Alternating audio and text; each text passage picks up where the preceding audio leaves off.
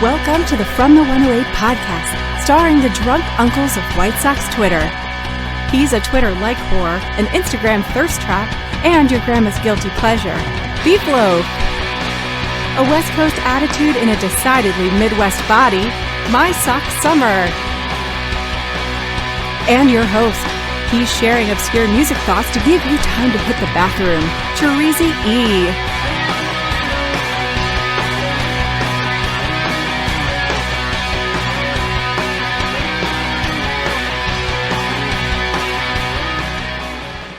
Thank you, Cornsey. Welcome to the From the 108 podcast. Get ready for some boosh. Boosh. Get ready for some Yes! boosh. Yes! We're going to do some boosh today. I can't believe it happened. Smoke weed every day. Get ready for some bullshit booze and bullshit with very little baseball. And remember the drinking rules. Beeflo says allegedly, or that he manifested that, which he may say about that. 100 times. You drink. If My Sock Summer talks about the gym or calls us lazy, you drink. And if I talk music or have an awkward pause as we take this train right off the fucking rails, you drink. And of course, you can make all of us drink with a tip of $1.08 or more. But speaking of drinking, my buddies, what are you drinking? What aren't you drinking, Cherezy? Start us off. Oh, man. What are you drinking? Well, this will be no surprise to you. I got the Wild Turkey 101. Yay! We're gonna get a little wild. We're gonna get a little wild tonight. Are you drinking it too? No, I'm not.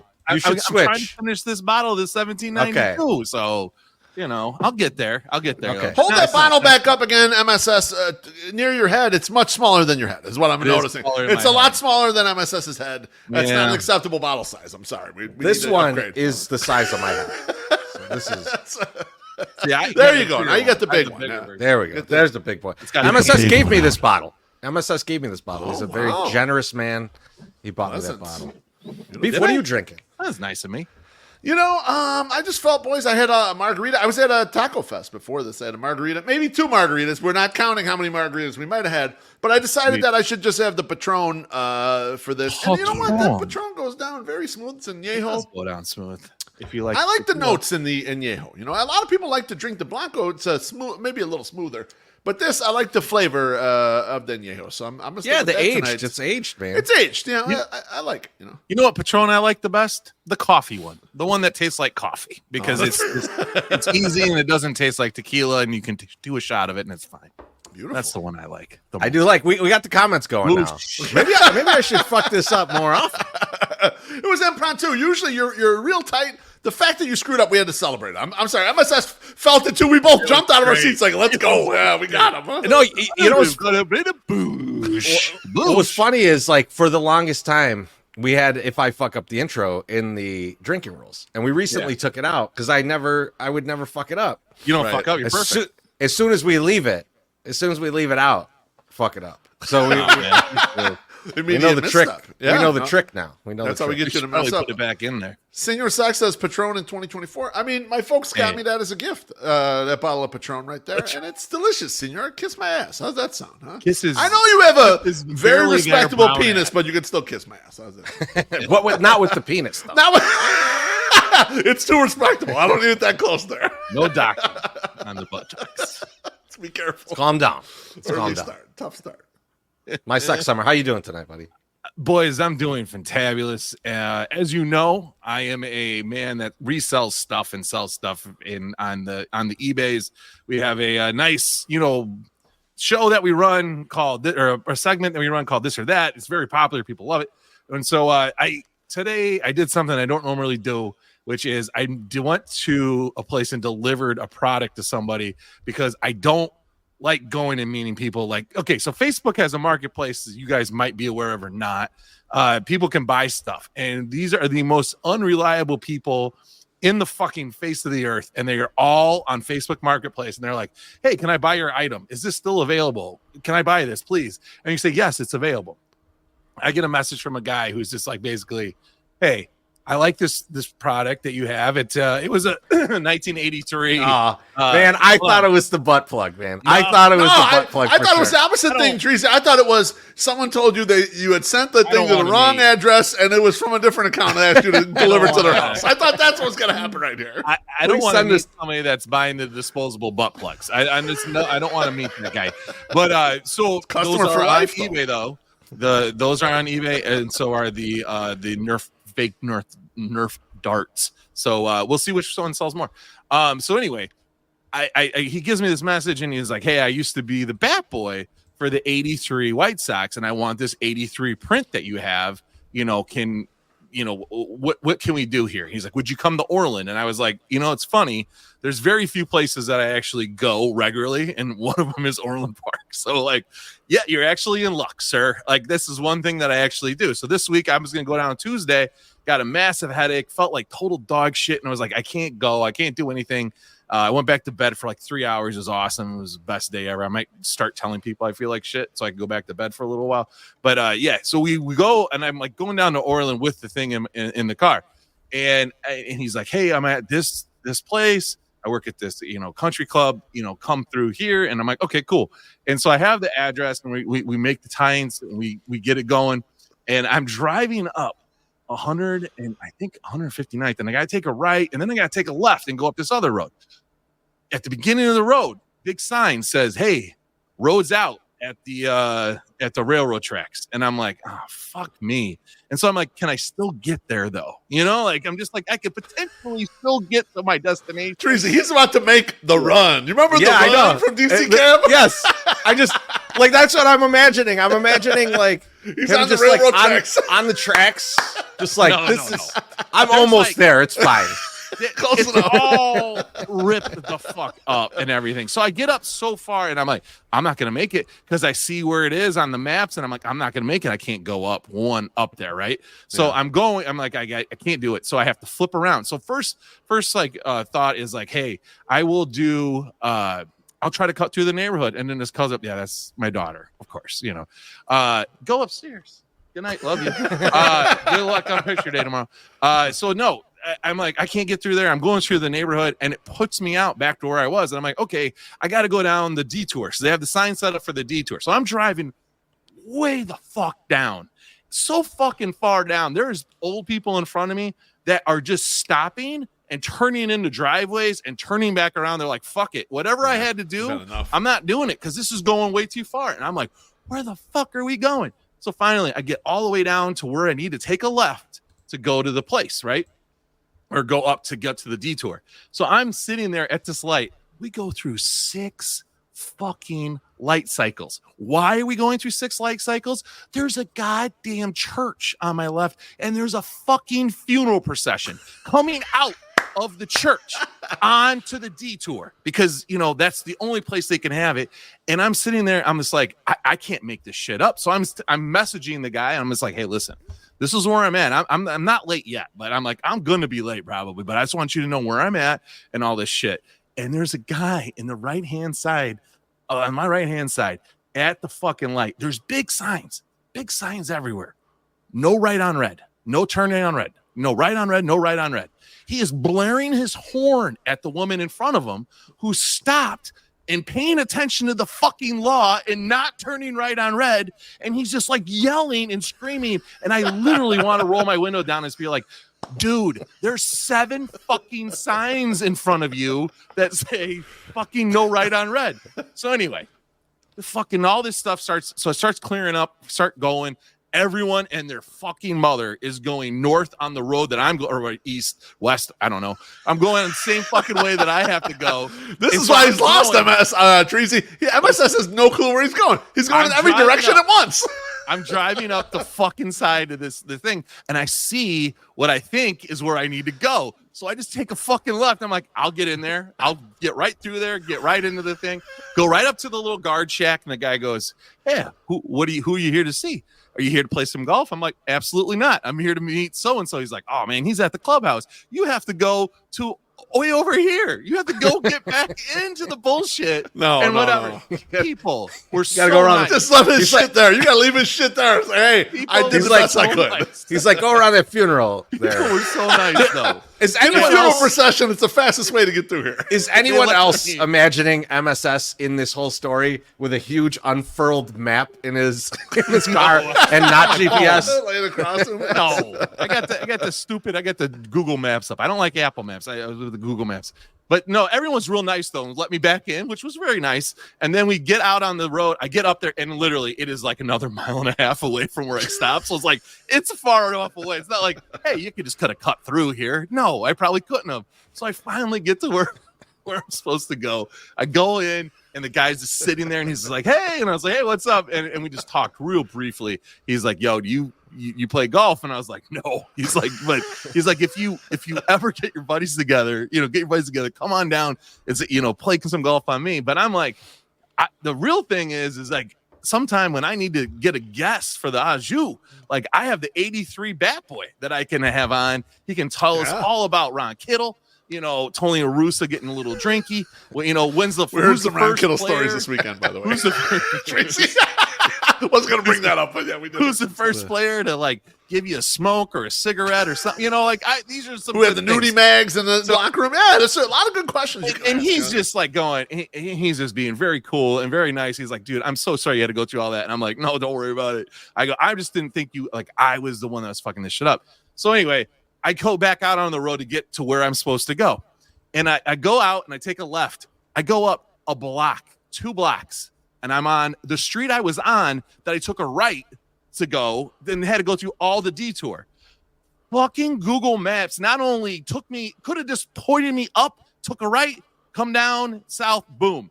It tried to do the whole, like, come over and make it real easy instead of going straight up the main road. They're like, oh, just cut through. Making me cut through fucking took 20 minutes of my fucking life that I'll never get back again. Fuck you, Google Maps. You could have just let me go straight. I could have taken a right, one more right. It was 2 fucking turns I could have done, but you didn't. So I'm not happy with Google Maps right now. But, hey, I was glad everything worked out okay, and I got $50 cash in my pocket. So it was pretty sweet. I was really waiting for this story to MSS to finally get there, finally meet up with the guy and be like, I didn't bring the thing. I didn't bring I threw it in the car because I'm like, listen, this will happen. Me At too. some point, it will happen. Oh, shut up. Shut the fuck up. All right, for my second banter, no, I'm done. Now, So you gotta mad, give a though. little. I mean, so you meet the Bat Boy from '83. Yeah. '83 Bat Boy's got to be older than us, I'd assume. Yes. And then give me a little description. You don't got to give me the whole. Is it tall? Is it a short, portly gentleman? He's got a big stogie in his mouth. No, This is definitely a country club motherfucker. He's out there playing golf or something like that. A little little description. He is it was middle-aged guy, probably like 10 years older than us, because that's about right. You'd be at least a teenager. to do Good, that. like look like he's from good stock, his family's from Bridgeport. And he was very happy that the actual print and the frame was actually hung in Shinnick's. I bought it from the Shinnick's garage sale, and I was like, "Hey, this was actually in Shinnick's." He's like, "Are you serious?" And I was like, "Yeah." And I'm like, "That was in the ad." And he's like, "No." He's like, "Man, that's crazy. My whole family's from Bridgeport." I was like, "How come you're not in Bridgeport?" He's he's like, "I just had a fun time with those guys." But no, he's good build. He was wearing one of those. Too many people like us moved in, Treasy. That's why they want Bridgeport. I don't think that's the case. But yeah, like a nice, like a golf, one of those like nice breathable golf polos, Yeah. Oh, yeah. That's nice. key in the summer, buddy. No hair, good tan. Oh, okay. Tan? He's very, very short hair. Tan and no hair. Telly Savalas, basically. How's the schnoz? Big or no? No, Me versus him. Normal. Schnoz. What do you got? Normal nose. His normal is smaller nose. than mine, right? Say it. Oh God, yeah. I mean, whose isn't? I mean, we got to get a toucan in here for you to be fucking feel like you have a small nose. How dare you? Look at Gonzo. I was over at here. Taco Fest. Half the people had bigger noses than me. Fuck That's you not guys. true. It's not bullshit. true. Half It is the Bridgeport. people? All right. It's Half the Bridgeport. people? 25%, I don't think about half whatever. the people. Doesn't matter. I'm glad you guys went over there. But yeah, no. So yeah, maybe one day we'll go up to the the golf course and go play some golf. And this, You know, this is uncalled for. Kirk says, go. Beef Snows went to my second model. You son of a bitch. That's why I had to install 2 How dare you? John John Carney's right. We need to know, was the guy an anteater or not? MSS. know. You tell me right now. Oh, you don't know. You didn't find Totally out. unsure. You don't You got $50. You found out. All right. I'm sorry. $50 cash. You know what's going on here, my friend. Not How the dare first you. time I sell something to him that I grossly overcharged for. No, you take it easy. You said you hand delivered it. We know what you meant. I mean, literally though. How dare The you. reason I did is I never do that shit, but I did it because I'm like, I actually go to this place. I go, this is not that far out of my way. Because a lot of times people are like, yo, can you meet me in Schaumburg? And it's like, absolutely not. That's like an hour and 35 minutes to get there. No, and I don't. Well, this go sounded there. like a nice quick trip, so Yeah, it's like it worked out great. if Google Maps wasn't such a dickhead, we would have been fine. It would have been totally fine. So Son of a bitch. It would have been great if we were really really panned in on MSS for this, and then like he panned out, and he's still driving home from there. Yeah, this is my mobile studio. I'm almost home. I'm on 57 right now. Another fucking funeral. Fuck that guy. No, I was very like calm and contained. I was just like, what can I do? I can't do anything about this. So I'm not going to yell. I'm not getting upset. I'm like, I can't do anything. I go, this is, and then I'm in my head going, this is why you don't do this. This is why you fucking just sell shit. Whatever. It's true. What's up crushing you right It's now? true. I don't know what direction I'm going at that point. I've gone so far. I'm just following the fucking arrows to go this way or that way. I just imagine MSS like all pissed off, like I'm almost out of all my Costco gas. I'm gonna pay man. full price for Man. gas out here. That'll There cause was a problem. no, it's cheaper there, dummy. But there's also a Costco there because, and I was like, Of course, there's. Well, you're a Costco guy. He cut through the parking lot on part of this route. There was so many people going there. I was like, there's no. So I'm driving through to Costco. I'm almost there. I had to stop for a couple samples. Only one though. Only one at a time. He missed the one light because he was double fisting chicken bits. He had a fucking rotisserie chicken. 2 chicken bakes. No one can eat 2 chicken bakes. That's the stupid. Sure, That's Jan. dumb. And I ruined the whole thing because I dropped my rotisserie chicken on the sign. Dude, the rotisserie chicken is the deal, man. You got to get one every time you go. Hey, no free ads, motherfucker. No Do you have free the ads. shirt? Do you have the shirt with the like that old No. guy that has the shirt with the code, with the UPC code for the rotisserie chicken because he No. goes and gets it every day, so he just wears the shirt and they scan No. his shirt. Holy shit, I didn't realize that. I don't know that shit. Oh, man, you're not that's cutting enough you. corners, buddy. That's Yeah, you. exactly. Me. You're fucking up. You are fucking I up. only go like once every month.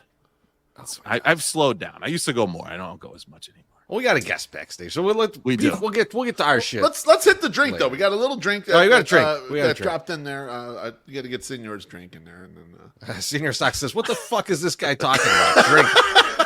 Cheers. You gotta listen, Thank you, dumb Senor. fuck. Clean the shit out of your ears. Potatoes, the White Sox tape thing. I tell my daughters that all the time. Get the potatoes out of your ears and start listening. that's an old school one, baby. Oh my god. MSS, I don't know if you're ready for this. I'm ready but I'm for gonna it. I'm gonna need you to pay some bills. Let's do it.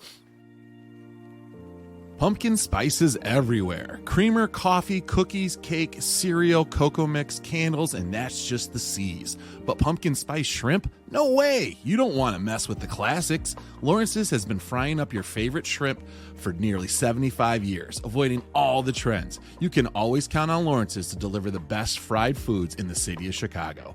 So stop by one of our 4 locations today or visit our website at chicagoshrimp.com to place an order for pickup or delivery. Come see why Lawrence's Fish and Shrimp have been serving up the seafood you crave since 1950.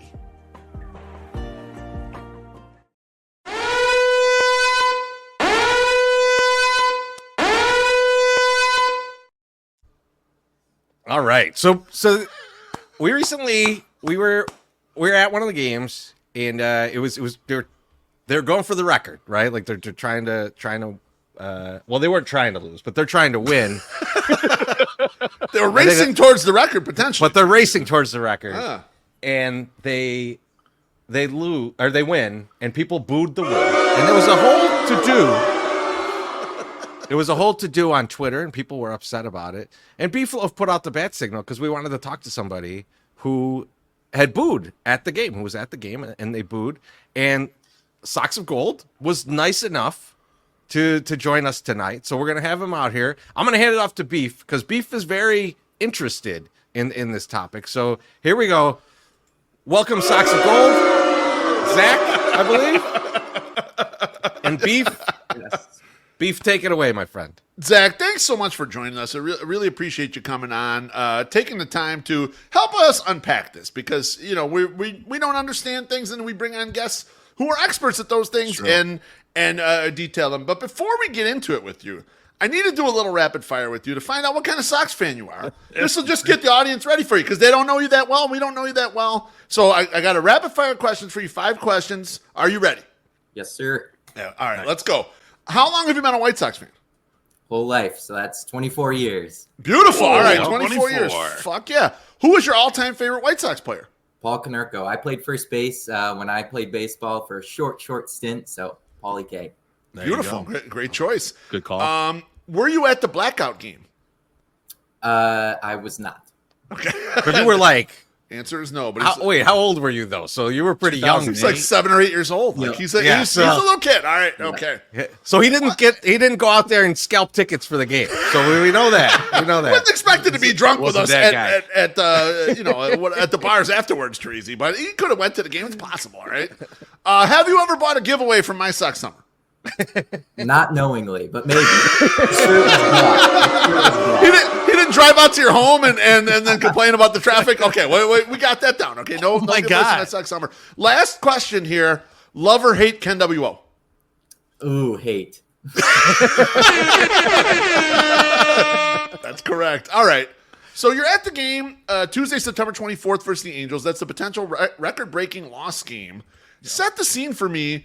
Who are you there with? Kind of what are you drinking, eating? Kind of what's the mood? What you're getting out to the ballpark? I don't know how many times you've been this year, but you're going out there. Like, explain to me how is it going with you? Sure. So I actually bought those tickets when I knew they had a chance to break the record at home. So I think it was about a couple series before that. And I didn't only buy the tickets to that game. I bought the tickets to all 3 home games thinking, maybe they squeak out 1 win. There's no way they're winning 2, but just in case, might as well buy all 3. Mm-hmm. And the best part of that is I bought tickets for me and a +1. Didn't know who the +1 was going to be at the time. So 6 total tickets for a total of $35. Yes. So That's like one weekend seat for us for our season Exactly. tickets. That's how bad we got hosed on the year with our No season doubt. tickets. No doubt. Absolutely crushed. Yeah. I love this. I love that. So the fine. intention was, hey, I want to catch this game, and I think a lot of us were like that too. Even season ticket holders were like, well, we want to be in attendance when Yes. this happens. Okay, so the 8th inning rolls around, and the Angels are winning. They're up 2-1, and it's looking good. The White Sox have been struggling all game. Brian Ramos doubles, and now it's 2-1.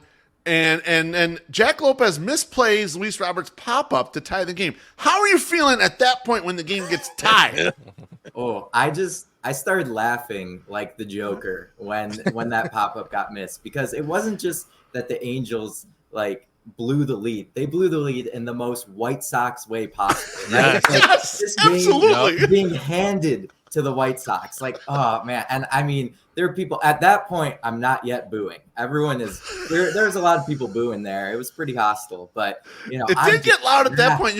You're right about that. And it's funny you mentioned that because someone in the section, I can't remember who it was like, oh, that's exactly how the fucking White Sox do it. And we were like, we're finally getting the benefit of some of this, And So what was crazy too in that situation was that because everybody there except for the Mets fans that were there, everybody there was Sox fans, and it was like even the people who kind of booed at the end, I think a lot of them cheered at that point because it was just like such a reaction to the Sox are doing something good finally. My body is just expelling a cheer because it hasn't been able to do building that in up. so long. Yes. And so there was a lot of cheering at that point. I think later in the game though, it turned.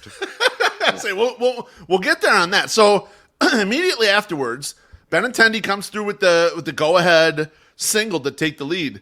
Sox and Gold, are you devastated at this point? Or are you thinking the White Sox have it in them to blow one more game? Like, what are you thinking? How's your psyche right here? You know? So I ended up taking one of my best friends who's a Mets fan. So that starts to complicate things a little bit too, right? Yeah.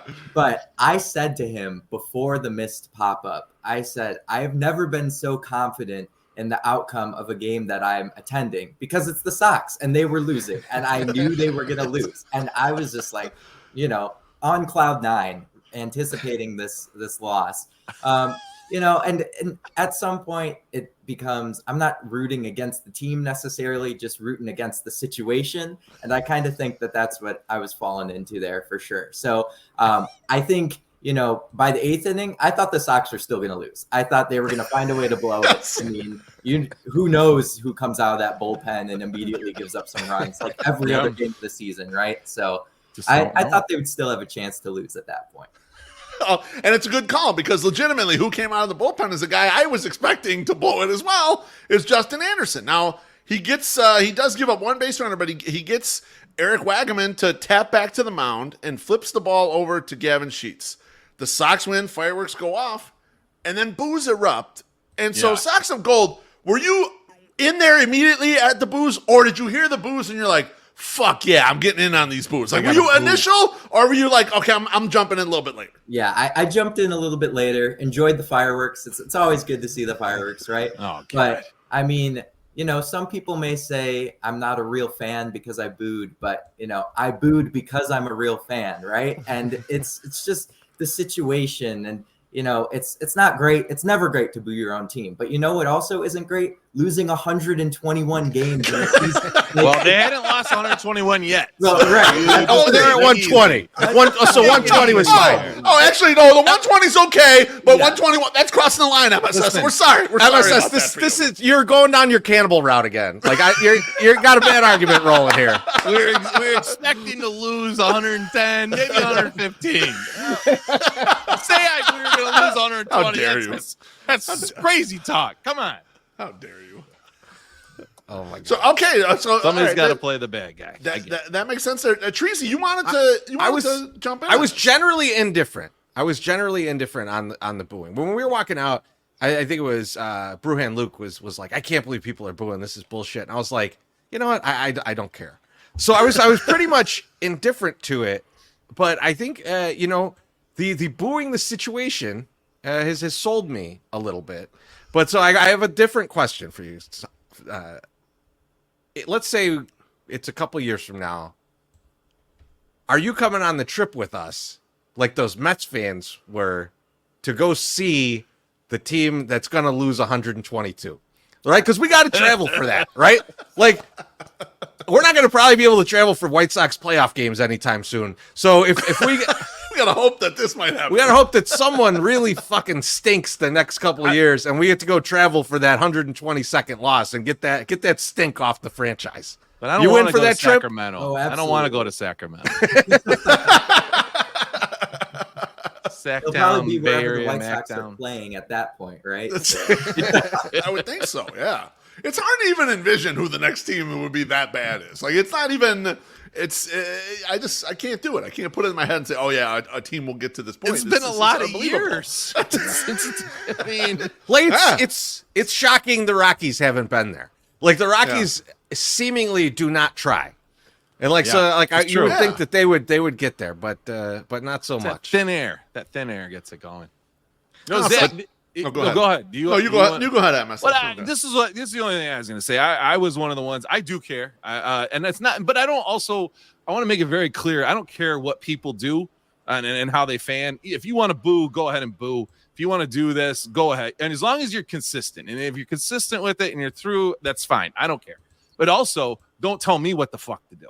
So, like, this entire season, and I'm not saying you have been doing that at all, Zach. We don't even really know you. So I'm not. This is not a personal thing, but it's like all year we've been hearing you're supporting the problem. You're the reason that the team sucks. You're the reason because you're a season ticket holder and you're going in there and all this, right? And I'm like, okay. All right, fucking calm the fuck down. I like to sit outside. I like to drink overpriced beers or sneak in my own liquor. Or mostly that. Yeah, and or do whatever when we go into the fucking game. Now we get to this point where we're here, and everyone and their fucking brother has shown up for this series. It hasn't been there all fucking season, not since opening day, maybe not even opening day, and they're there to watch the fucking death of something that they claim to love. And I'm like, okay, this is cool. It's cool that the old heads are out here and they're having fun and they're doing all this and they're saying this, but. Is there a question for our guest? I was like, is there a question for Zach? Or it's just like, Zach, you're going to give me a therapy session here. You're going to listen. I feel like I'm listening to the Dragon story again. We keep Zach listening to you any longer. We got to pay him to be here. All right, Zach's in. Zach's in the fucking pool now. I'm going to pee on him. No. So, once again, it's fine. Do what you want to do. Here's what was driving me crazy. Is that all year, all I heard from a lot of people was like, this is so embarrassing. It's so embarrassing to be a Sox fan. I can't be a Sox fan. They're losing. Just win a game. And then all of a sudden, they fucking don't win a game, or they don't lose a game. They win a game. And fans are like, why can't you fucking lose a game? I thought that was embarrassing in you all year. And now that's what you want. And it wasn't just that first game, it was the second game and the third game. People were coming out of the suites and we're hanging out and they're like, they can't even lose right. Fuck these guys. What the fuck? Why are we coming here for this? And it's like, yo. So anyway, just am like, how do you, now I'm trying to think of a question. You didn't have one. I knew it. I know you had no question. How dare you? Zach, I don't even have a question. We retract all of that from the statement here. That never happened. Fucking believable. 5 minutes. No question. I'll go 5 minutes, no question. He has no goddamn question. Zach, I do have a question for you. I have a question for you, Zach. Now, and this is a serious question, actually. So you were booing, and a lot of people were. But the 108ers, we were cheering, high-fiving and such. Do you think we're fucking idiots for doing that? No. Like win whatever 37 or 8 or whatever, so we're out of 20 losses, and we're cheering and stuff, and everyone's looking at us like, "Why are you cheering? This seems horrible." Like, you're not idiots for doing that. Other reasons I can't speak to. That in particular. No, I totally agree with MSS. Where the thing that really bugs me as well is all the discourse, right? The fact that it blew up on Twitter, like, don't fucking boo, like. What are we even talking about here? I mean, from my perspective, it's the same thing as like rooting for a manager to get fired, right? You want to better the team, so let's make a change. Like, let's have a turning point. Let's rally around something. That's a good call. Like, that's why I was booing. It's the same reason for that. And I think that, just in general, do what you want. Fan how you want to fan. I went to probably more Sox games this year than I have in another year just because I lived close this year. And, a ticket rep reached out to me this year, which is the first time ever, right? So it's like I was there to see some bad games, and I get like not supporting for money, what reasons and all that too, but do whatever you want. I don't care. Mean, it's clearly work, Zach. Sox attendance has been abysmal, and that Jerry Reinsdorf has righted the ship right as soon as people are like, I'm not going anymore, and he's made it better. So you might as well do what you do. You said something very interesting there. You said a ticket rep contacted me, and I went to more games than I've gone to any other previous year. Folks, it works. Marketing works. Okay. Right, carry on. Allegedly. MSS couldn't help but defend. Got to do it. Oh, he had to get in there. Oh, my God. Still no question, but he got in there Still to no defend his question. people. Still no Just question. saying, it worked for our guy here. I know he was close, but still, it worked. It worked. Before we let you go, Zach, the commenters are very interested in your microwave behind you. People were saying it's distracting them. Other people say it looks extra clean. Is it a 1 out of 10? How clean is it? What brand is it? Like, they're very curious on the microwave, No free ads, but it is a GE microwave. I rent, and this microwave sucks. It's horrible. Works like 25% of the time. Would not. It's like the Sox when you want them to lose. 25% is better than the Sox. A little bit. A little teeny bit better. Zach yelling at his microwave is like, this is the one time I only wanted you to do 25% when he's cooking like a bag of popcorn, and it just fucking burns the shit. And then your house smells like burnt popcorn. Absolutely hammered, 2 a.m., trying to microwave something. It's not working. Booing the microwave. I love it. Zach, thank you for joining us, man. It's been a lot of fun, and I appreciate you just being willing to come on. I think on Twitter it was a fiery conversation. I mean, I knew it wouldn't be here, but we appreciate you jumping on, and we'll see if you live close to the park. We'll probably see you around. We owe you a couple beers. All right? Yeah, sounds good. Absolutely. Thanks, guys. Thank you. Thank you. That was great. That was terrific.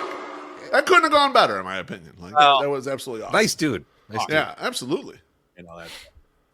But Beef, we got to get back to a little bit of banter. Get into the banter a little bit. Let's do it. Me and you are still alive in that survivor pool. Yes, sir. Yes, sir. We are. Yeah. So we gotta. How much is on the line, Treasy? You gotta let everyone know how much is on the line and how many people are left here. So that's the beautiful thing. 2 people were on the Jets this week. Jets lose to the Broncos. I'm going bananas in my house for the Broncos of all teams. Rooting for fucking Bo Nix of all people. I'm going crazy. The Broncos win. I'm like, Beef, we're down to 5 teams. 5 teams are left in this. 46 grand on the line. Let's go. One time, baby. One time.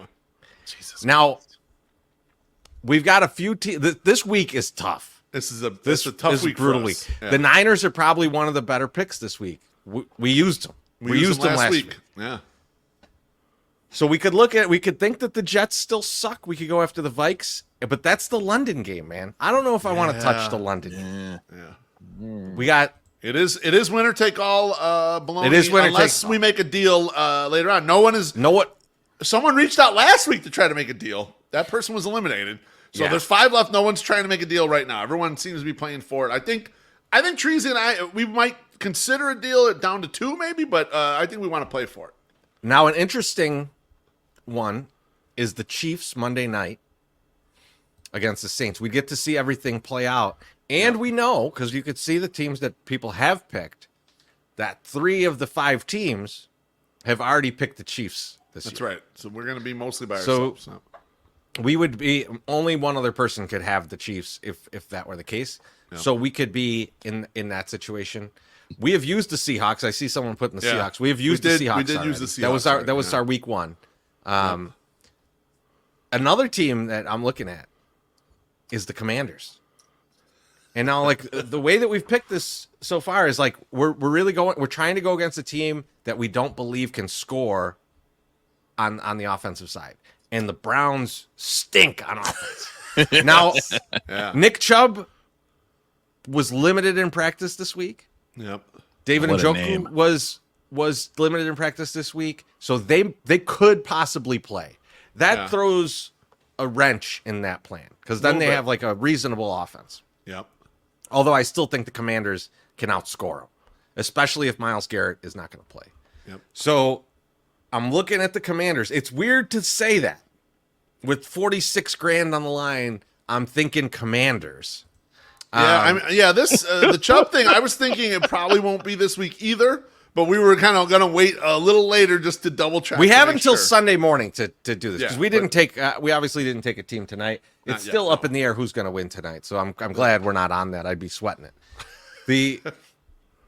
So I'm looking at those really right now. The two of the teams I'm looking at are the Commanders and the Chiefs. Beef, who else you got? I mean, the team that came to mind immediately to me, Teresi, and I told you, made my fucking stomach hurt, and Sammy Davis Jr. 5K's got it in the chat, is the Bears. Bears against Panthers. Immediately was Bears at home. I think that's a very winnable game for them. I mean, I know Andy Dalton's been better than Bryce Young was, but I still don't trust that Andy Dalton can get by against these Bears. It just feels like a very winnable game for the Bears. When we're looking at point spreads for these 3 games, the Chiefs are 5.5-point favorites. The Commanders are 3-point favorites, and the Bears are 4-point favorites. So these are small favorites in the grand scheme of things. There's not really a big favorite. The Niners are 7.5, which we can't take. Seahawks at 6, we can't take. So we are very much in a bind here. But the Bears are the ones I felt most confident about, most bravado about, kind of right out of the gate, just because of their defense. I think that their defense, especially at home, and the Bears are on a nice winning streak at home anyway. Now, they haven't played a lot of quality opponents, but the Panthers aren't a quality opponent. The Panthers aren't one. They're not very good. They like the amount that they've scored in the past 2 weeks pushes me off of them a little bit, right? Where like the ginger magic of Andy Dalton is somehow he's moving the ball, somehow making things work. That's exactly what That's right. Yeah, Yeah. right. That fucking redheaded stepchild come rolling in and ruin your fucking. I know. life. That's what we're worried about. Yep. I know. Little concern. You know, like You got to watch out for those fucking redheads. I mean, there's a part of me that thinks I will bet we'll take the Bears and I'll bet like $2,000 on the Panthers to win. Just to get that hedge in there right away. Yeah, I mean, we're at the point. I think we're probably a little too early to truly hedge. And so it makes it tough. Baloney asks, is he crazy to think Jaguars? Just because I don't think the Colts are good enough to win 3 in a row. The Jags are 0-4 though. They're 0-4. It's a little tough to take the Jags, in my opinion. I don't want to fuck with the Jags. I don't get on Sunshine. Like I stay away from him. Like he's just like I'm not in. No, I'm not in. Sunshine's on my fantasy team. That's where we leave him. We leave Sunshine on my fantasy team. He doesn't get in the 46,000. He's in the I can win a couple $100 when I win that league type level of guy. Yeah. He's I don't want to have any money on him. But MSS, Yeah, we need your advice. man. Jump Bears or Commanders? So, like, I write down all this shit. You know that because I'm a degenerate gambler now. I love it. I'm so happy Welcome. about this. $5 a pop. Okay, It's about time you made it here with us. yeah, I'm in. The Welcome way to the you club. Sold, the way big you penis sold the club. Commanders to me, I was like, man, he's making it sound good. You're making it sound really good. So I would say the Commanders or the Sea Chickens. Those are those two. I like the Seahawks too for some reason, but the We Commanders can't for take some them. reason. We can't take the Seahawks. Oh, you can't take them, That was my first week, so I had them. and you can't take the 49ers either. So Don't yeah, take 49ers, no Seahawks. I say you got to take Commanders. Oh man, we got to take the Bears. You're doing let it ride against them. I know. I just need. Well, you didn't I even just- bring the Chiefs in. I need the comments to tell me the Chiefs, and then I'll know. And then They don't seem strong in any direction. The commenters they tell us don't. who you think you should take. We got Chiefs, Bears, I'm gonna- Commanders. Who do you like? I mean, that's. I think I'm going to kinda put like up a the three we're poll. down to. I'm going to put up a poll, and whoever comes in last, I'm going to pick. That's, The Panthers- I think that's a. that's the choice. The Panthers have fucked me over enough times this year. Like I do think, oh, they're going to do something decent, or somebody says, hey, this is going to happen because I listen to other people, and then they come out and lay eggs. So when I bet them, so I no, fuck it, I wouldn't. I don't know. That's a hard one. It's a hard one. If we're not making a pick right this second, but I am still leaning Bears. And much as it makes me sick to my stomach, because we'll be watching that game, and we'll be watching it very closely. And so, yeah, it's some heartache there. Regarding Chiefs and Commanders, I'm neutral. You feel strong on Commanders, Treasy. I think you like I like the Commanders, better but than the it Chiefs might as well, it might so. be because I just want to use this meme. I mean, part of it's for content, a lot of it's for money, but part of it's for content. So. Oh no, you focus on money. We got plenty of content streams that we have. Okay, you stay focused on the thing. Well, we were looking ahead to week 6, and we realized I think the Chiefs are on bye week 6, so we can't even use the Chiefs next week. The Chiefs, and we're down to a critical amount. So, like, if a couple people get knocked out, like you might be at the deciding week, and so you can play it a little more square than you normally can when the pool is bigger. I have a feeling if one team gets knocked out this week, that the split's going to happen because then everybody's going to get 10 grand. Like if there's 4 teams left, everybody could get 10 grand and you could play for the last 6. Yeah. Like I think like people are kind of waiting to get to that point. I think if the Jags would have won this weekend and we would have been down to 3 teams, I think there probably would have been a split. Let's get a couple drinks here. Let's do it. Baloney says, what's worse, booing the Sox in front of the 108 guys or booing Jerry Krause in front of his wife? Cheers, Malone. Cheers. It's got to be Krause. It's Got to be Yeah, Krause.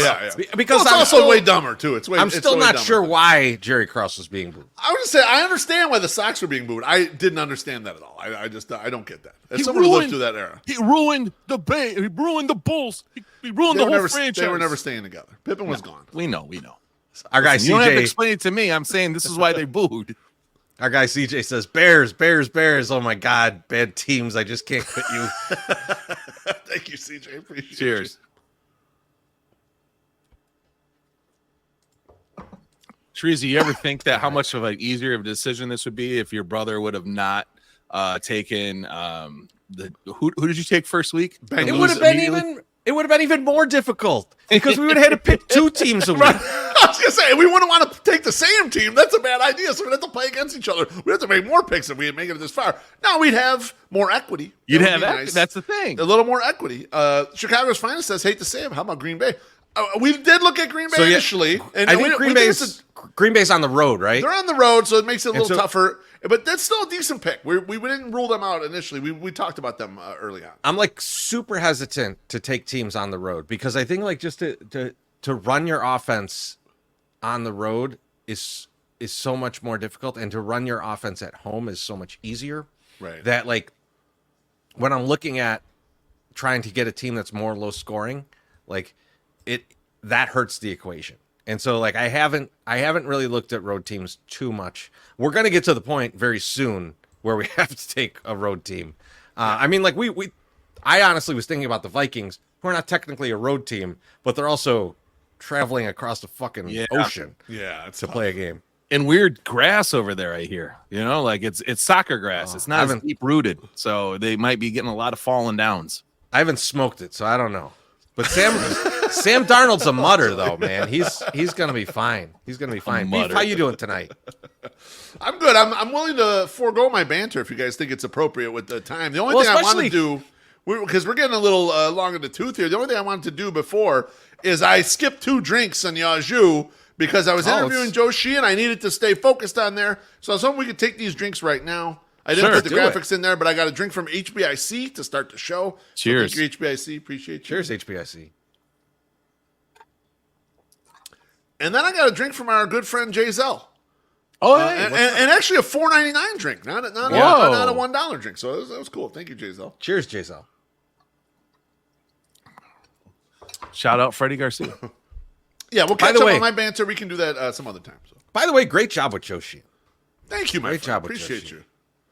I enjoyed it. It was a he's a guy I've been a fan of for 20 plus years, and so like I kind of cold reached out, and he couldn't have been nicer. He's like, oh yeah, I'll do that, and this night works well, and okay, sounds good, and he was amenable to everything. So, but it was very cool. I've been a fan of him for a really long time, so it was really really cool to see him, and I just love that he kept calling you Patrick. I really enjoyed that. I really enjoyed that. Other people have been busting me out about that too. It's like he didn't want to go for the moniker. Hey, everyone's different, Everybody's got their own thing. Yeah. I will say, I don't mind you foregoing your banter. It's usually great, but the next segment is basically banter, and Pretty much. so let's get into that. Let's pretend it's 7 a.m. First call for alcohol. First call for alcohol. Bro!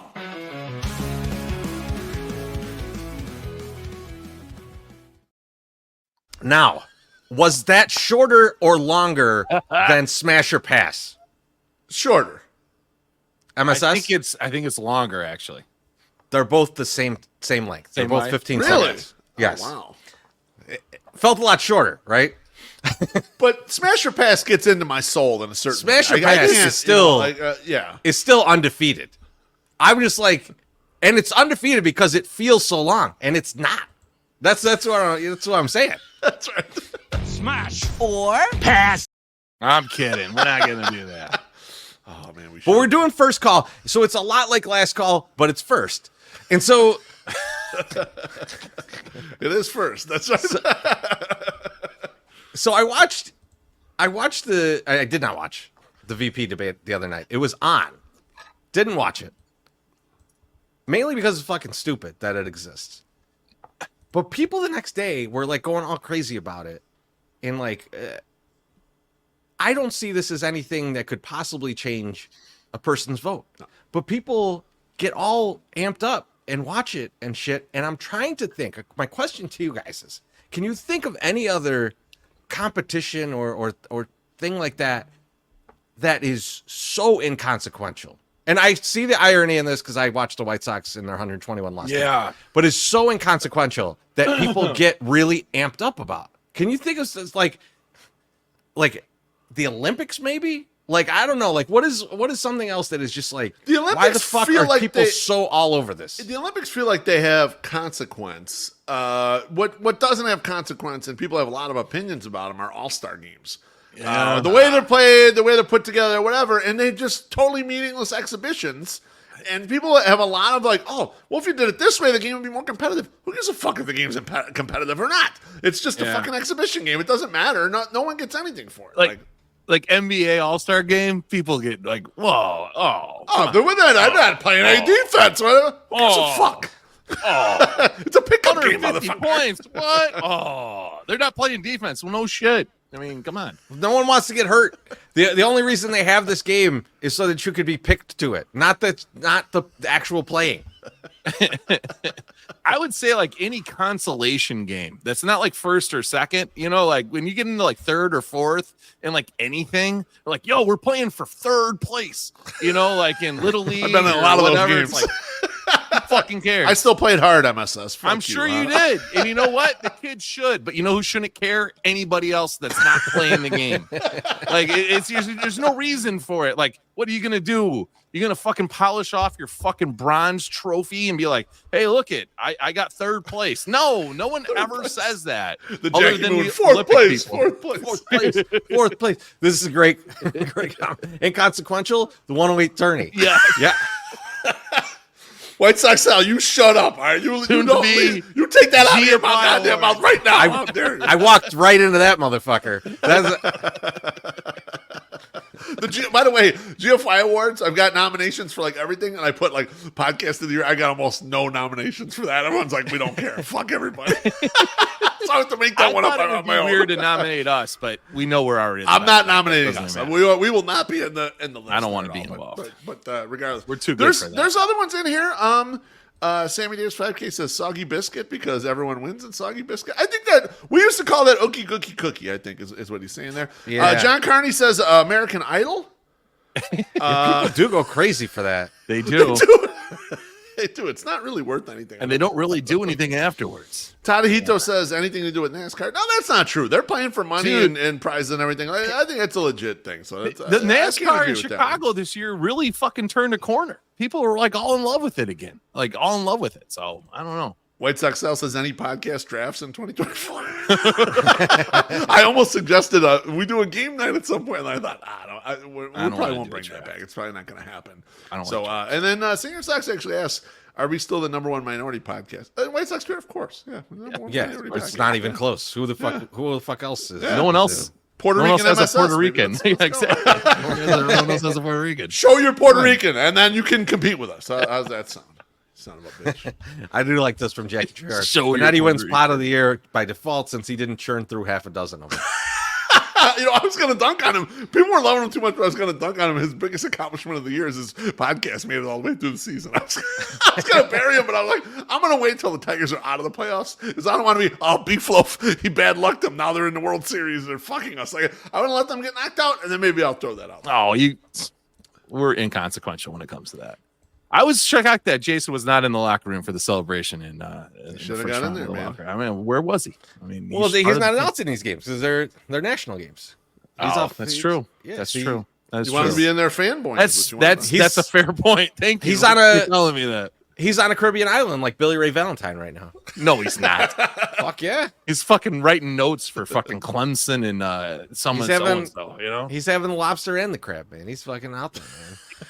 MSS. What do you got for first call, buddy? First call. So a guy died this week. His name, the Hit King, Pete Rose.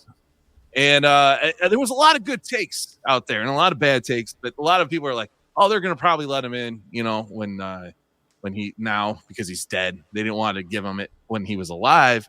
And then listen to AJ Przinsky do his little beef. It's like, listen, everyone, and Steve Stone has said the same thing. Like, you walk into spring training everywhere, Article 21 everywhere. Do not bet. Do not bet on the sport, and do not bet on your team. And if you bet on your team, lifetime ban. If you bet on a sport, it's a year ban or whatever.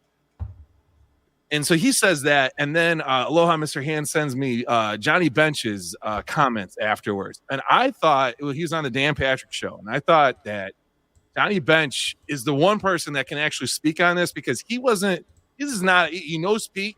He's had to share a lot of rooms with Pete, probably understands Pete more than anybody else in the world. And he says, he goes, we tried for years, with and Dan Patrick's like just trying to say, hey, you're probably going to let him in. He's like, no, I don't think they're going to let him in. And we tried everything. We were like, we're going to do this. Pete would do this. Pete wouldn't do it. He would start it, not do it. Pete lied at the beginning because he didn't think he'd get caught. Then he got caught. So then he said, I'm not lying anymore. I did it, but I only did this. And they're like, well, okay, well, still not enough. And they're like, oh. And he talks about how all his old teammates tried to get together with him and do all these things. And Pete Rose just had nothing to do with it. And I don't know how you guys feel, but I'm going to come out and just say it. I hope he never gets into the Hall of Fame. I don't care because it just seemed like he couldn't help himself and he thought he was just too good for all this stuff. Want to know what your guys' thoughts were on Pete Rose making the Hall of Fame. Yeah, I don't have a strong feeling on Pete Rose making the Hall of Fame because, I don't think you should be disqualified from the Hall of Fame for being a dickhead. Because I think Barry Bonds should be in the Hall of Fame, and I think Jose Canseco should be in the Hall of Fame. But Pete Rose, actively campaigned to not be in the Hall of Fame, to be honest. Like he did everything he could to not get in the Hall of Fame, and he's a piece of shit. So fuck him. I don't know. I hope he enjoys his time in hell. I don't know. I don't really give a fuck about Pete Rose. Great job playing until you're 52 to get all the hits. I don't know what else to say about the guy. He was a great baseball player.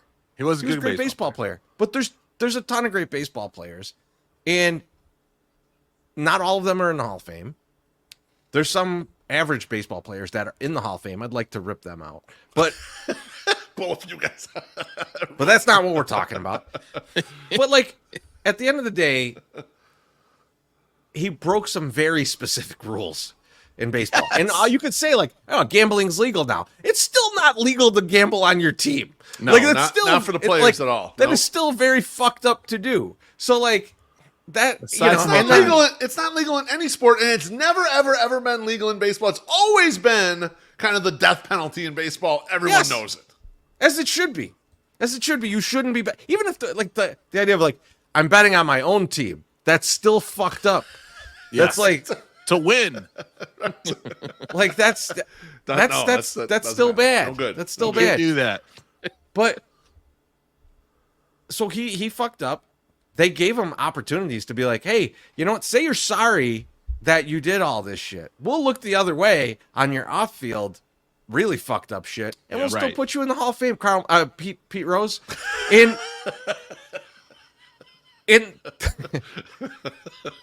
he wouldn't do it. And in fact, he like rubbed their nose in. He's like, you know what? I'm gonna go work in Vegas and sign baseballs in Caesars and you know, do whatever the fuck else he was doing out there. They even put him on a show for the playoffs where they're like, Pete, you know what? Let's ingrain you back in baseball. Let's win some favor with the fans. And he was a fucking idiot on that show too. So it's like he did everything possible to not get in the Hall of Fame. So let's respect his wishes and not let him in the fucking Hall of Fame and not really give much of a fuck about him ever again. I don't think I could say it much better than Treasy did. I agree with absolutely everything that he said. The one thing, I've seen Pete Rose in Vegas a few times, but one of the times I happened to see him, we're out to dinner in Rayos. That's a restaurant. I don't know if it's even open anymore, but it was open at the time. And Pete Rose was a couple tables away. He's wearing his Cincinnati Reds hat. And yeah, Mrs. Beef is bringing it up. We saw him with his quote-unquote niece, a very young girl he was having dinner with. Definitely younger than us. We were in our 20s, and I'm quite sure she was younger than we are. And there's a lot of whispers everywhere about those types of things with Pete Rose. And so, you know, when you're going to really push for a guy and try to help a guy, like those are the guys I'm probably not going to really like voice up and give a shit about pushing for. So like, not only did he do all the things, Treasy said he has all these other unscrupulous things that are kind of left unsaid, and a lot of people weren't saying them out there in the media who were saying, well, they should give Pete a chance. There's also these other things. So no, I have no interest in him being in the Hall of Fame. Let's leave him out. Let's leave him as a cautionary tale for everybody else out there as they come through and do their journey. And I would say no. Yeah, no, I appreciate that. And it does make me think, even as a guy that I am with you, I know how you guys are with roids and the performance-enhancing drugs. Roids, yeah. Hey, you love them. And it makes me think that that's not even as bad as the whole situation that's been here. And that's not the gambling. It's the actions after the gambling. Watch the Charlie Hustle documentary on the HBO. It just shows you that like it's not really about gambling. It's been him being like kind of a bad person, and they're just like we're just like, hey, we're gonna keep you out because of the gambling, but it's actually a lot of other bullshit things he did, and that's my first call. Well, it's like you did this fucked up thing that we can keep you out forever, and you're not helping yourself by being a total fucking piece of shit. Yeah. Like, yeah, you know, like if you're like the best at whatever you do and you're a piece of shit asshole, like a lot of times that gets allowed, right? But if you're not, if there's a reason for people to keep you out of something and you're a piece of shit, just assume you're never getting into whatever it is. Just like people will keep you out of it because they don't want to deal with your ass, and they don't have to. They have a very valid reason to not. So, you know, think about that next time you go to an interview and you fart. Was that ketchup? Now the tuxedos are kind of fucked up. Beef loaf. What do you got for first call? Boys, I want to apologize in advance for this because it's been stuck in my head for so long, and I thought I probably shouldn't do this on the podcast, but we're doing it on the podcast. Fuck it. I had no other outlet to do this, so I'm going to bring this tweet up. It's by Antonio Brown. My God. And Antonio Brown, this was back in April. Jesus. He tweeted, Caitlin Clark looks like she keep it hairy. And I've had so many laughs about this because it's such an insane fucking tweet. It's one of the craziest things out there. And like Antonio Brown's whole Twitter account is totally bonkers, right? And he always tags it CTESPN and all this shit, right? But this particular tweet, it got me curious because we talk anteaters sometimes, but we don't talk about who might be keeping it hairy. And so I got 5 people. There's a reason we don't. There's a reason we don't. Well, we're violating that tonight. I got 5 people that I'm going to throw out to you guys. Who I want to ask you guys if you think they keep it hairy because we're not going to talk about Caitlin Clark. I've been not Caitlin Clark. No. Caitlin Clark's not involved in this at all. Just the idea, just the concept of people who keep it hairy. We're in it's a little different. So I wanted to throw a couple names out there. I got 5 names, and the commenters feel free to jump in. And I want to know if you think these people keep it hairy. So my first one, and I'll start with MSS. MSS, do you think Roseanne Barr keeps it hairy? Yes. Yeah. Oh wow, it was an instant answer. Yeah. Why do you think it's so quick? Yeah, I think she's more of it like originally I thought we were saying Rosie O'Donnell, now Roseanne Barr, yes, absolutely. She just seems gross. This seems like it would be something that she would do. Yeah. I mean, to be honest, as I was thinking about it, it's like, it's gross. Go ahead.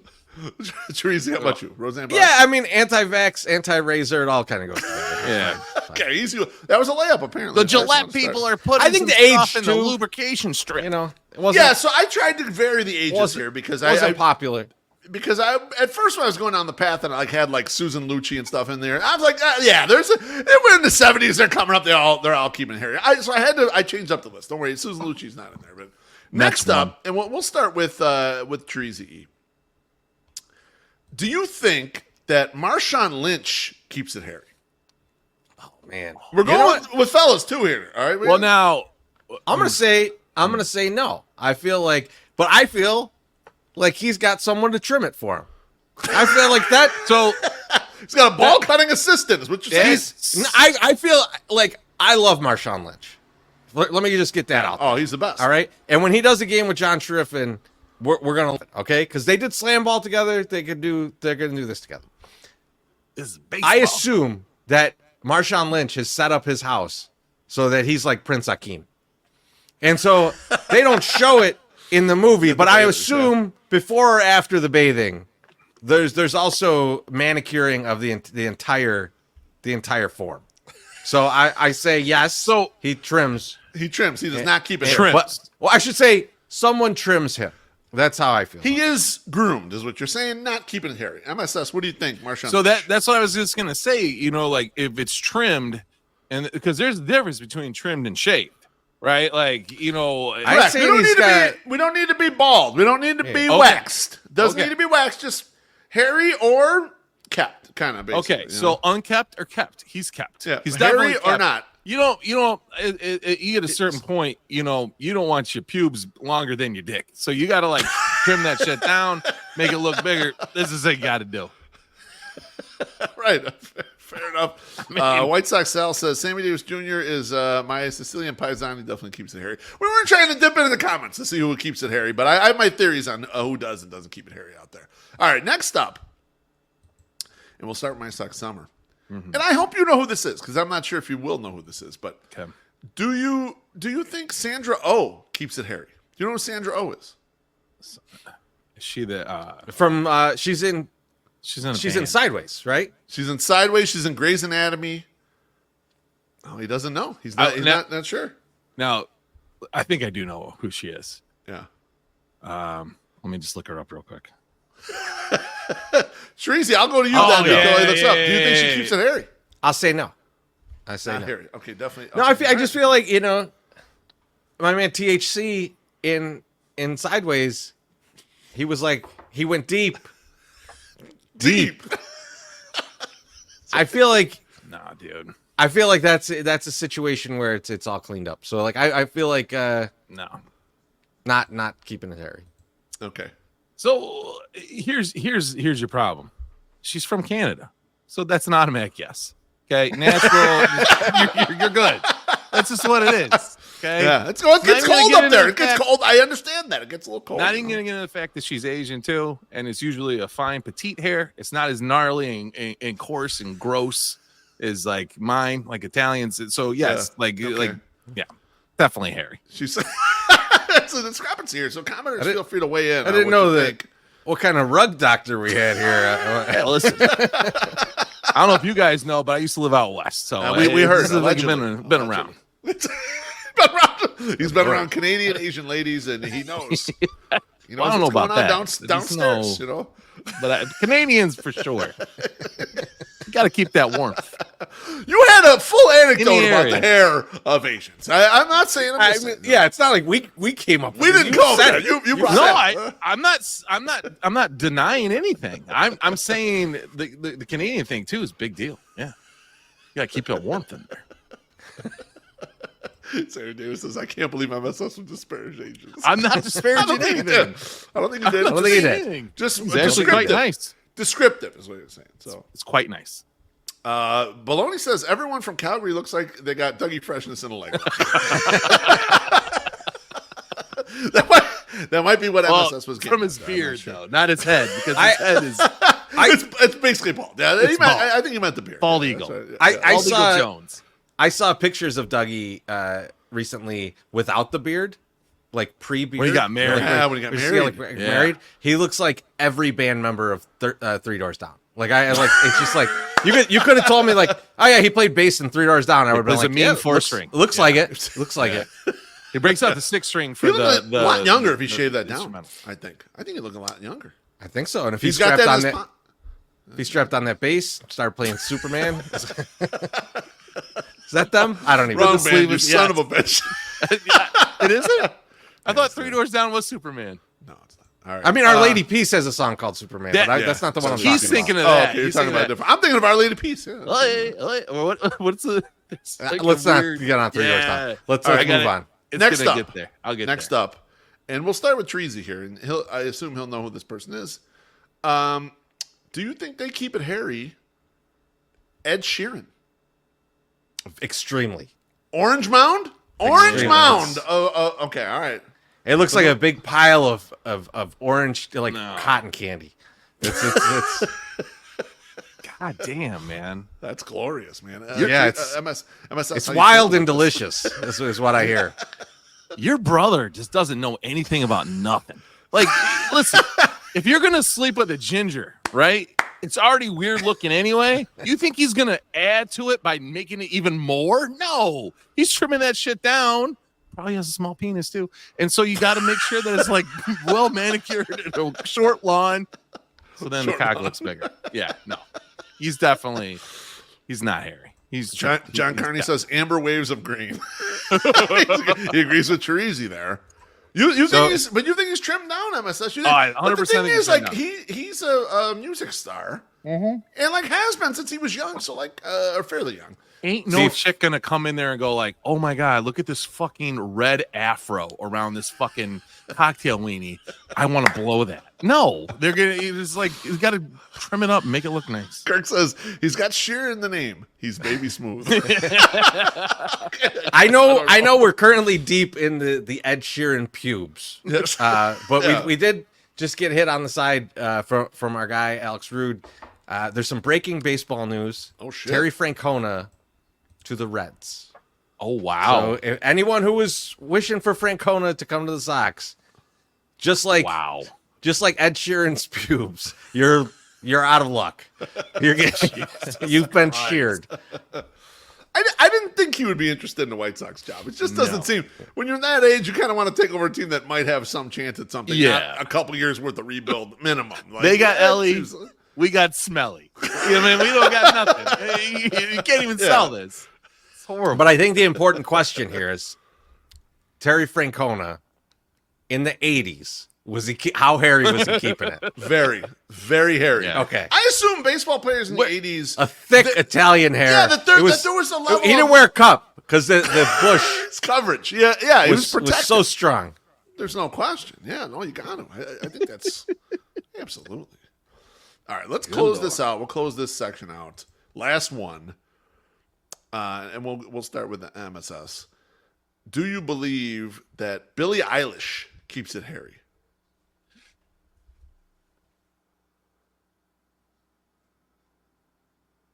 Initially, I'm like yes, but then I'm like no. She's too young. They're growing up in this shave generation, so.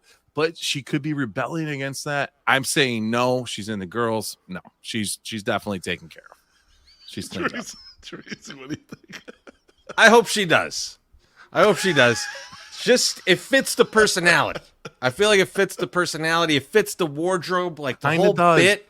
Yeah, I feel like she could be like, fuck that. That I don't have time for that. I've got so much other shit to do. Me and my brother have to make a thousand songs for my brother. 1,000 albums a day. Exactly right. So we keep our hands off each other. So we Oh my god! Well, I mean, you see some of those videos, you're like, what's going on here exactly? I don't know. It is like I get a kick out of it. It reminds me of like, remember Angelina Jolie and her brother? Yeah, it was just like, where it's just like, you know that there's not anything weird going on. It just looks weird.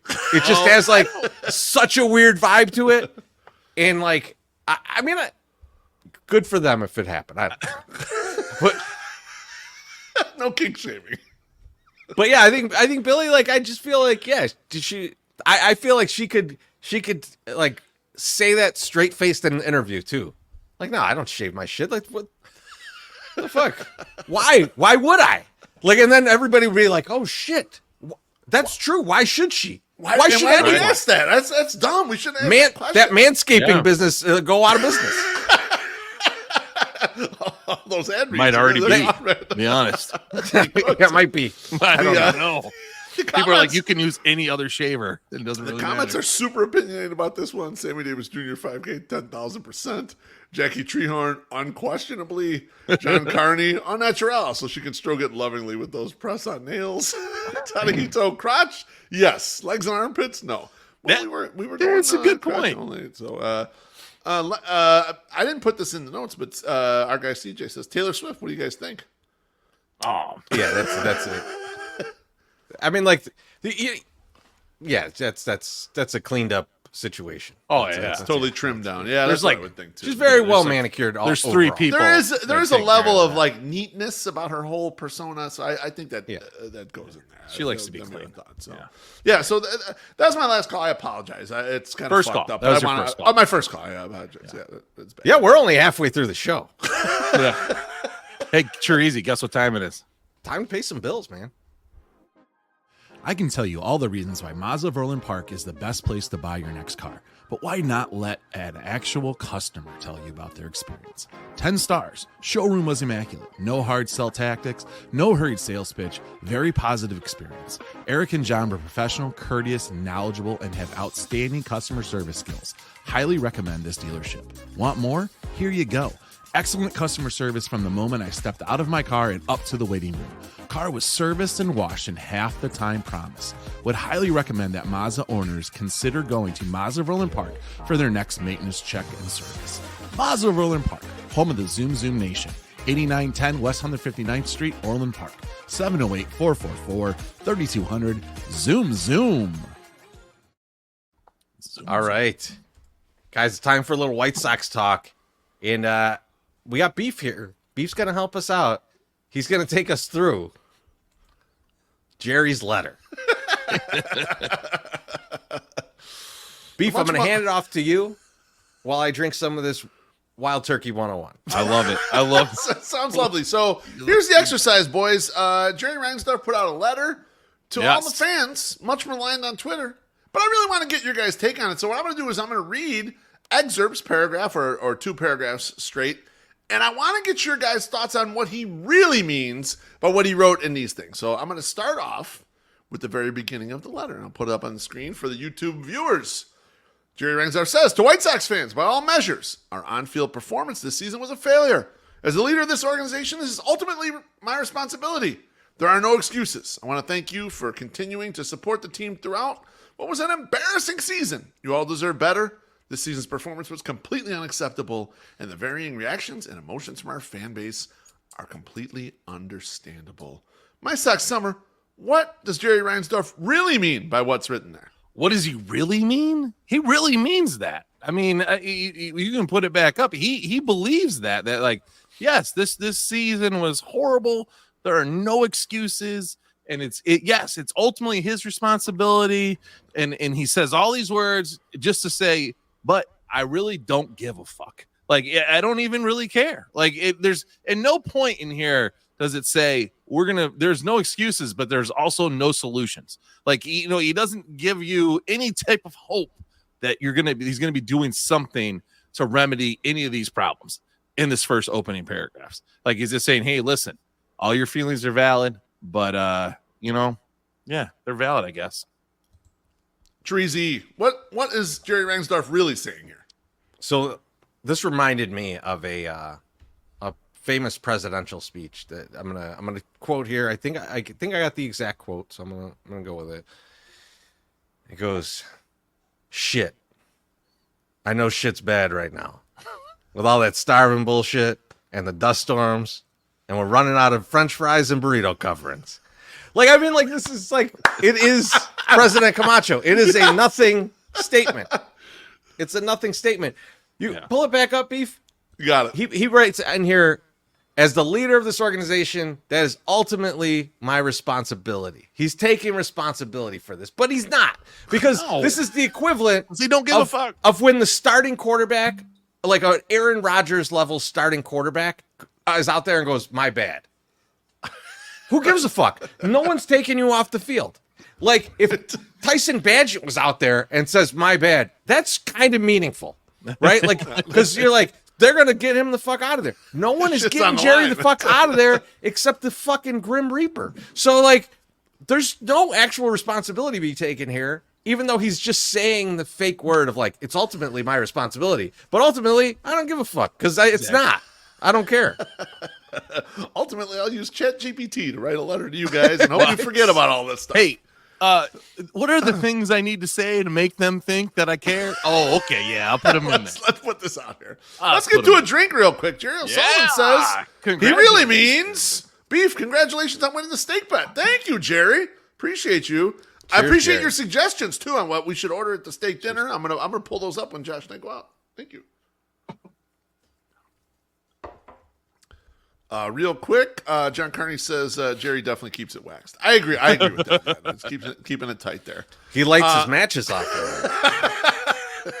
Check this out, Ron.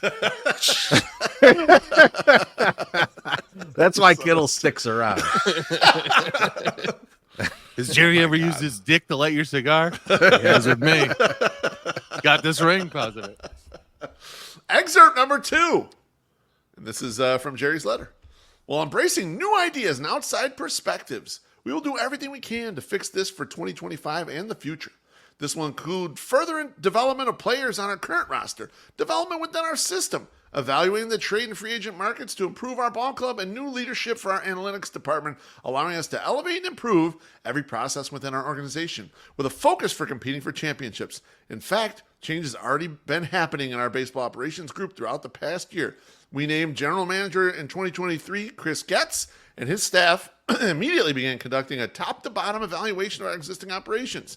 Chris is rebuilding the foundation of our baseball operations department, with key personnel changes already happening in player development, international scouting, professional scouting, and analytics. Some of these changes will be apparent quickly, while others will need time to produce the results we all want to see at the major league level. Teresa E., what is Jerry Reinsdorf really saying with this paragraph? It's very obvious what he's saying. I read all those articles, and and he's still on the President Camacho, because right now he's going, now I understand everyone's shit is emotional right now, but I've got a 3-point plan to fix everything. And then the 3-point plan is the same as Camacho's. It's Chris Getz. It's instead of Vice President not sure, it's Chris Getz. It's Chris Getz. So, but yeah, it just feels like they said, you used the ChatGPT example earlier, right? You're like, take all the articles that have been written about us this week and how we have not progressed in any facet of owning a team, and craft a response that says we have. And we're going to do all the stuff you said. That's the response. All those things you're mad about, we're fixing them. How? Chris Getz. My sex summer. You got to pull that back up. What is Jerry saying there? I'll pull it back up. Pull it back up. Okay, so the beginning, while embracing new ideas and outside perspectives, we will do everything we can which to they've never done for 2025 and the future. Now, that sounds encouraging, right? You're like, okay, we're finally going to do everything we can. But then he kills the fucking boner with the next one where he says, this will include further development of the players on our current roster. What? Development within our system. Huh? Evaluating the trade and free agent markets to improve our ball club and new leadership for our analytics department. So he throws in their trade and free agent markets, but is like, we're going to evaluate that, but probably still not going to do anything. Evaluating us to elevate and improve every process within our organization with a focus for competing for championships. MSS, you caught that beautifully. That like, everything else in this statement, he's like, we're doing this, we're doing that, we have new leadership, right? Except for trade and free agent markets, he just says evaluating them. We're going to evaluate that. If you have ever gone into a meeting as a professional person and said, hey, I want to do X, Y, and Z, this is why we should do this, you present your case to upper management and they say, we'll evaluate it, they're telling you, get the fuck out of the room, you're wasting our time. We're going to evaluate this later by going, fuck that guy, we're not doing that. So we got that. Pull that back up there, Wolf. You got it. And then, I like that he's saying this because I think there is a bit of truth to this. A lot of the stuff that is changing, we're not going to see like on the face, right? Like you're not going to see it immediately, and it might take a long time to go. But for the guy that's in charge saying that to me just says, hey, listen, it might or might not happen, but you might not see it. But there's definitely some change going on. So don't worry about that change. It's probably just happening. Don't worry about it. So, but yes, you can take it down now. But it's got a real source. Trust me, bro. Feel to it, right? Like that has a lot of that to it. But it's just like if we didn't know this guy, if this was like Jerry's second year on the job, you'd be like, okay. All right. Yeah, fine. Yeah, we're gonna. I'm gonna give this guy a pass, and it's just a bad year. Historically bad. You can't get worse than this. Like they just missed a lot of signals. It's like no. This guy's got a lot of fucking years in the game. He knows how this shit works, and he's actively not doing the things that work. Like if you look at all of the playoff teams that have been playing, what have they done? paid for players. You bought these people, or you developed them by paying the people below them to make them better. Right. Like there's two ways to do it, right? We've talked about it at length. You either grow it yourself or you buy it, and we do neither. So you can't just be like, well, I don't understand why I'm smoking this fucking bullshit weed that I bought at the gas station. Well, because it's cheap and it's crappy. If you want good stuff, you need to like either pay for it or learn how to fucking grow it yourself, you cheap bastard. I just love that like they constantly keep going back to this, like, we've got to develop the players we have, and it's like the guy you hired to be the GM was in charge of that for damn near a decade. A long time. His job. I don't know if he's good at it. In fact, my guess would be he's bad at it. Look at that way. Might not be his fault, but we're gonna find out very soon. Because, like, you know, hey, it's on there. Because we're looking into it. Alex Rude in the comments says, a parting shot to Kenny and Rick by saying they want to replace all the internal hires they made because they all suck ass.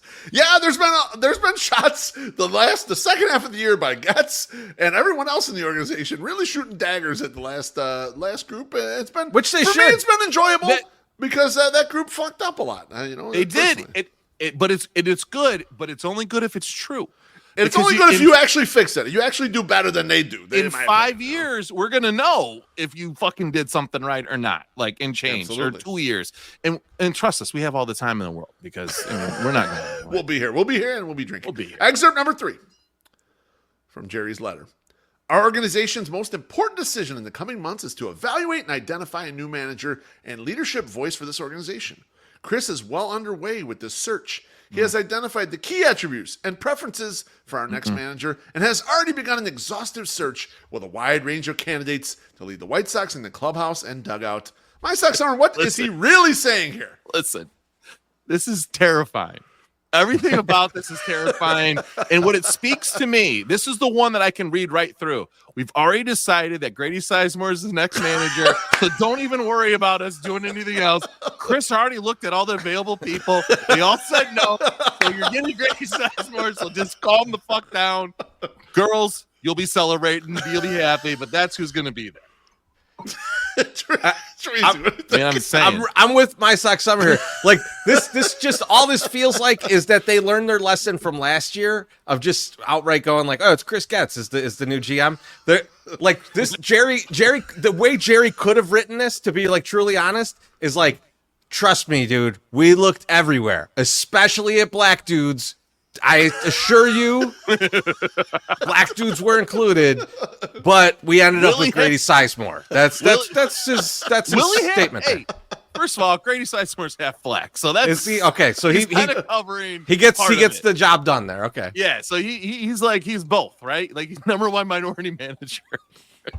But no, Willie Harris has been asked. He's already said no, so we're good. We're good. We're all good. John Carney in the comments says, what this really means is, hey, Grady, you want it? Yeah. Basically, I mean, like, basically what you guys are saying. Yeah, exactly. 100%. They're very much going out of their way to say that they're doing this exhaustive search that they're not doing. There's so many buzzwords in here, too, because exhaustive. Dude, come on. Exhaustive. And then the other one, they kept saying improvement. You're just like, okay. Yeah, and they're just like, hey, we heard this 17 times in the 6, surveys we sent out this year. Put this in the speech. Put this in the letter. You have to say exhaustive. Make sure you put just that like, in there. It's just like the exhaustive search that they conducted at the Score. And you're just like, hey, wait a minute. Hey, Lawrence, someone's just go on that on the show. Oh, yeah, very exhaustive. You looked everywhere and you found the guy who was already sitting there. That was perfect. He already works here, so we might as well just put him there. Hey, same thing's going to happen with Grady. He's already here. He's done it. People seem to enjoy it. Fuck, we won 5 of our last 6 games. Fucking give him the fucking keys to the car. It's great. It's Grady or Schumacher, right? Like, I mean, like that's the at the end of the day, that's the Marlins guy, right? Or the Marlins guy. Yep. Like if he's willing to take it, like, because if I were Skip, I'd be like, no, I just experienced this. It was terrible. I'm going to take a year off. How's that sound? Excerpt number 4 from Jerry Reinsdorf's letter. Even in the worst of seasons, Where at times it felt like nothing was going right, there were bright spots that provided reasons for optimism about our future. The overall health of our organization is improving. Our minor league rankings show this growth. The Class AA Birmingham Barons won the Southern League title, while Class A Kannapolis reached the finals of the Carolina League, and our organization has built an impressive future pool of very talented prospects. Chirizi E, what is Jerry Reinsdorf saying right here? I mean, I think this is maybe the most honest part of this, is that they like really believe that this is like the next group of guys coming up. But this is the scariest part to me. So this is the part where it's all on these guys to come up and be great. Like, we're not filling it in. We're just evaluating if we should fill things in. We're not filling anything in. We expect these guys to come up and all be good. And that's going to be our next team. And this is the plan. The plan is these guys all hit their top expectations, and we're a good team again. Otherwise, you know, it's someone else's fault. We got to fire the next guy. Yeah. That's it. Just feels like the same thing as last time, where there's no other plan than all these guys be great. It's trust the prospects again, Treasy, is what It you're is. saying. It was It trust is. the prospects. Like, remember the guy had the shirt and he had all the prospects' names on there, and this guy and this guy and this guy. Yeah. I need Bobby someone to Knapp. make that shirt now. Yeah, oh, it's Bobby Knapp. Yeah. Yeah, I need neck someone to sock. make that shirt now with all these prospects that you don't hardly even know their names. There's a Don't know handful their that you do know their names, but a bunch that you don't know their names, and just throw them all on there and see. Even teams, guys from the Kannapolis team that got to the finals. Go ahead, throw them on there too, and let's see what it looks like. That might be a good thing, though, Loaf, not to know their names, because then we I can't agree. be disappointed when they suck and don't come up. Because then you can't say, "Well, what happened to a fucking so and so? Where'd this guy go? Where is Alec Hansen? Like, I just don't know. You know, like you don't have a name to go out there and say, I don't understand why this guy isn't here. He was supposed to be really good. You told me a million times he's supposed to be good, and now he's not there. So I don't disagree with Chirizi that it's kind of terrifying that that's what they're going for, but we already kind of know that. We know they're not going to be going into free agency, so it's like I already know that it's not going to happen. So it's like, okay, well, now we're going to bank on this. Now, what they fail to say, what he fails to say in there is like we're going to continue to provide these teams with everything they need to develop these players to get them where they're supposed to be. Like that would be something that I want to do. Is like, we have chosen to invest heavily in the future guys coming up, with whether it be evaluating talent or making sure that they're not sleeping on a fucking air mattress with 7 other dudes. You know, like just like throw like some of those in there, you know, like, hey, we're going to give them the best facilities. They show they're doing something. So we're not just going to expect them to go to the order off the dollar menu for the remainder of their fucking minor league career. So, you know, I wish he would allude to something, but we all know what's at play here. And it's like, listen, you won a championship already. So now come to the major leagues and do that too for us, please. Absolutely. Excerpt number 5, and this will close out Jerry Reinsdorf's letter. It says, whether said out loud or written in a statement, words are easy. I understand we need to show our progress through action. And I commit to you that everyone associated with the White Sox is focused on returning this organization to the level of success we all expect and desire. Above everything else, I'm a fan of baseball, of Chicago, and of the White Sox. Every loss this season, every blown save, every defensive miscue, every shutout, every sweep hurt. It was a long, painful season for all of us. We recognize on a daily basis that it is our responsibility to earn your trust, attention, time, and support. We vow to take that approach daily as we put the work in this offseason to be better. We owe it to each and every one of you, Jerry Reinsdorf. My Sox Summer, what is he really saying here? In the beginning part where he's like, whether out loud or written in a statement, he's saying, listen, I don't have the balls to talk to anybody. I don't want to talk. I've never wanted to talk. Unless things are good, I don't want to talk to you. So just take this as my word that, you know, hey, I'm upset. He's also saying that everyone wants to return the organization to the level of success we all expect and desire. The level of success of the White Sox is spotty at best. And I don't know exactly what level we're going to attain, which might be okay if we're just going to try to make the playoffs like every 12 years. Like, it's probably good. We could probably do that. The last part, fan of baseball and a fan of Chicago, and then telling me that like everything hurt him. Bullshit. It did not hurt you, because if it hurt you, you would be trying to figure out how do we do this and how do we fix this and fix it quickly. You know, it isn't sign Tommy Pham. It isn't sign the fucking the other pitcher Clevinger. It isn't do that. It's like go out and get somebody that can actually come in and help you do this and get it back. And one thing I'm totally fucking done with. Listen, I don't need to trust my baseball team. Okay, you don't need to earn my trust back. I don't give a fuck.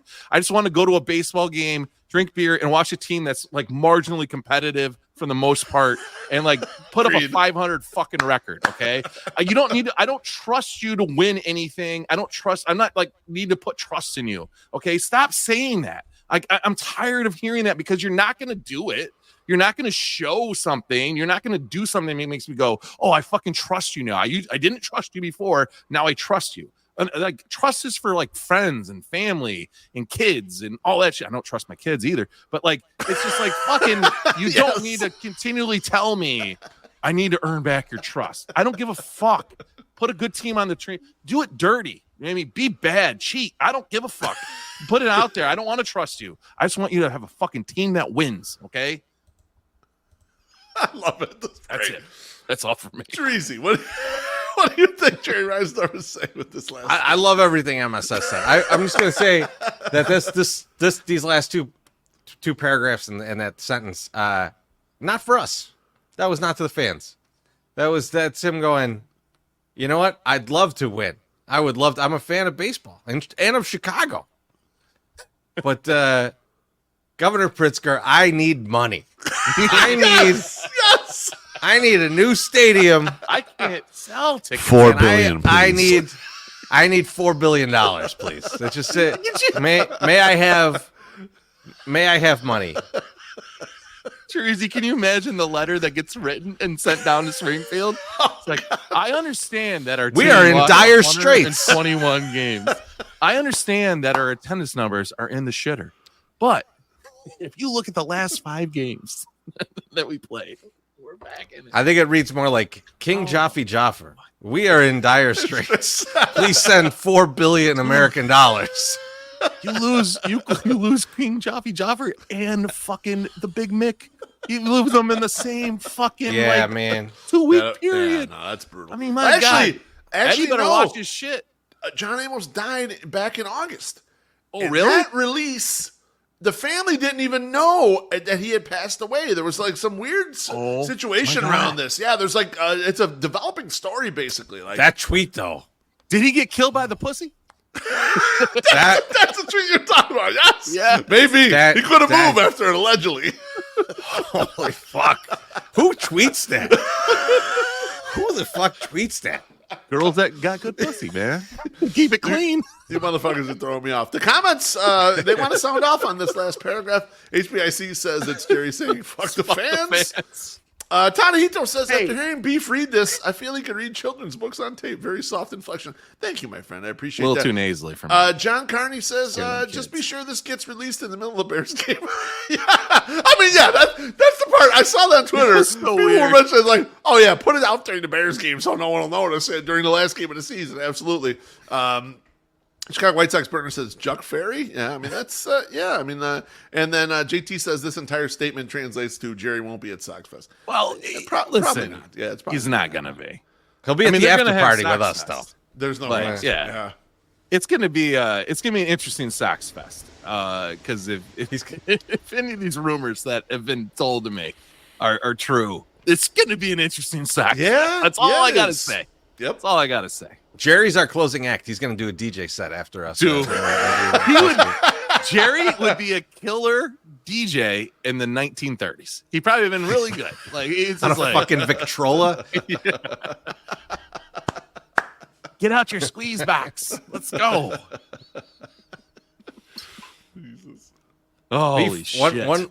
One more piece here, right? We got That's one right. more White Sox One last stuff. Why thing. don't you get into Last it, thing. my man? All right, so I had one question for you guys, and it's pretty straightforward, and it probably won't take that long. But My question for the group, and each of us will answer this, is what White Sox thing is occupying your mind heading into the offseason? See, we ingest all these games. We're at the ballpark, and we're doing all this stuff, and it's chaos. It's taking a long time. Yeah, it's that way. Whatever. Give it to him first. And it's furious. We get through it, and then we get to the offseason and start gathering our thoughts. And so, Treasy, what thing is occupying you about the White Sox right now heading into the offseason? There's a few things, but the thing that's spinning through my head the most is I think they really like Miguel Vargas at third base, right? I do not know what they're going to do with Brian Ramos, and it's as confusing and scary as any situation, because I think that, like, of the guys that I feel like on the hitting side that have potential, he feels like, to me, the number one guy that like I'm excited about, that I'm like, watching this guy hit, it looks like he knows what he's doing at the plate. He's got a good idea of the strike zone. When he puts the wood to the ball, he can really hit the ball hard. He can be a home run guy. There's a lot going on there. But if Vargas is there, if we stick with the first base situation that we have, there's really, like, kind of right now no position for Brian Ramos. So I'm, like, really wondering what their plan is for him, and, like, hoping that there is an actual plan and not just like let's figure it out as we go. Yeah. Like, I want there to be a plan for this guy, and I'm nervous that there's not. And that's the thing that keeps running through my mind about this team. Yeah, Treasy. I mean, like, I've said it before. I thought Ramos is the most athletic of these guys that are coming up that potentially might end up at third base. And he's the most malleable to actually move to another position. However, he shouldn't just get moved because of that. Like, he shouldn't be passed over of the position that he's more natural at and theoretically better at than the guy. I think he's a better defender than Vargas. Just having watched them in short sample sizes each. And, like, he shouldn't be pushed out of the spot just because you want to develop that guy, and that's the only position that guy can play. I mean, it's a very thorny spot, and I hope that they don't automatically just do that. I think they should really give it a lot of thought, and if they realize that, look, Ramos is better there, then you got to have Vargas at DH, or, clear that spot open for him or whatever to get him plate appearances. I don't think they're giving up on Vargas. I mean, like, it would shock me. No, if they had just traded for him and they're like, well, you're the odd man out. I think he's going to get a bunch of plate appearances at least the first half of the season, and so it's a very weird spot. Like, I don't think you're going to move Ramos over to second or anything like that. Like, they've talked about the outfield, and it's like, well, yeah, that's tough to learn when you've been on the playing on the dirt the entire time. Yeah, and that's really what I'm worried about. Is I'm like moving him to right field, and if it doesn't stick in right field, he looks bad in right field. Now that's a problem, and it's really not why he's even on the team, right? And, like, right, I just don't want them to fuck this up, and I give every indication that they're going to, and that hurts my sleep at night. Oh, sorry, buddy. My Sox Summer, what's occupying your mind? So heading into on field, what occupies my mind is who are the new group of veterans that we're going to bring in for the pitching staff that's going to shore up the pitching staff to get them, right. We got to get somebody in there. We're going to find something in the bargain bin, something that appears to be broken but actually isn't broken, that we can fix and then turn it into something good. I think as bad as the season was, the brightest spot for the Sox was pitching wasn't as bad as we thought it was going to be. Like, it really, right. The starting pitching. Let me be very clear. So, like, I think that they have something there, and I just want to see them continue to grow the young talent that they have, because I think they have a crop of good kids. And then who they can bring in to, like, continue what's going on there. There's something working there. So it's like, we need to, like, push this and see how that goes. That to me is the biggest thing, like, going into the offseason. That's what I'm looking at. Yeah, I mean, I'm interested to see how they fill in the roster in general, position players and pitchers, because you have quite a bit of, you have a coggle of pitchers ready to come up, but you also don't want to like force them all up No. in a situation. So you want to add a few veterans just to make sure you have enough blockage of those people. And then the offense was so bad. I don't know, like, where do you add and where do you decide, like, we're throwing this position 650 plate appearances for the year is going to go to people we're trying to develop, or this is like we need to like save the roster and not lose 120 again. Like, it's kind of a weird spot they're in. I agree with all of this, MSS. Like, well, what's it going to look like when you start shopping in free agency? We know it's going to be at the bottom, like you mentioned. Yeah. I mean, they did, and they had success this offseason. Eric Fetty's a huge success. Yeah. Garrett Crochet turning into what Garrett Crochet turned into this year or became or whatever was great. Like, and like, let's not just think, oh, he just did that himself. That wasn't just that. I mean, that's years of working with, with cats and like knowing and keeping his mental right that he knows when he comes in, he can fucking take over. And maybe that mental was just so strong. He's like, I need to get the fuck out of here. So I got to pitch my ass off this year, and like go to that next step. I mean, I don't know what it is, but like that was just amazing. It was an amazing year for Garrett Crochet. So I don't want to trade him. I don't want to trade him. In the comments, Ian Eskridge says, Andre Vaughn is a key cog, I've been told. we have Andre Vaughn at home. That's been a Twitter battle so far. He should be a non-tender. He should be a key cog somewhere else, Treasy saying. Loaf, are you going to contribute? I was just going to ask Beef what his does. Yeah, what's your thing? I am absolutely going to contribute, and I'll be honest with you guys. I am so nervous right now, and I rarely get nervous about moves or whatever. I am Just so shit in your nervous about Getz fumbling the bag with Garrett Crochet.